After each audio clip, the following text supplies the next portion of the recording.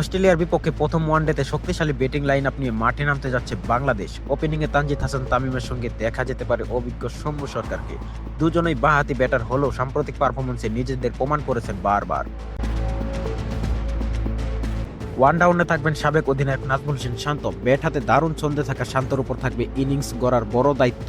৩ নম্বরে দেখা যেতে পারে বাংলাদেশের সবচেয়ে নির্ভরযোগ্য মিডল অর্ডার ব্যাটার তাওহিদ হৃদয়কে। চলমান মৌসুমে ব্যাট হাতে দুর্দান্ত ফর্মে রয়েছেন তিনি এবং অস্ট্রেলিয়ার বিপক্ষেও বড় ইনিংস খেলার আশা থাকবে তার কাছ থেকে।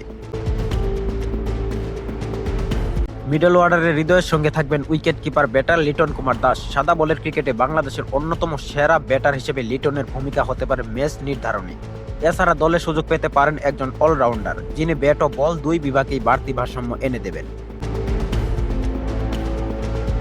প্রায় ১৫ বছর পর ওয়ানডে সিরিজে মুখোমুখি হতে যাচ্ছে বাংলাদেশ ও অস্ট্রেলিয়া। বিশ্বকাপের আগে এই সিরিজ দুই দলের জন্যই খুবই গুরুত্বপূর্ণ। ঘরের মাঠে সাম্প্রতিক সময়ে ওয়েস্ট ইন্ডিজ, পাকিস্তান এবং নিউজিল্যান্ডের বিপক্ষে ভালো ফল পাওয়ায় আত্মবিশ্বাসী টাইগাররা।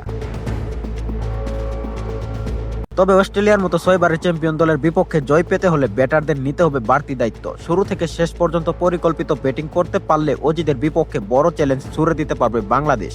এখন দেখার বিষয় মাঠের লড়াইয়ে এই সম্ভাবনাময় ব্যাটিং অর্ডার কতটা সফলভাবে নিজেদের মেলে ধরতে পারে।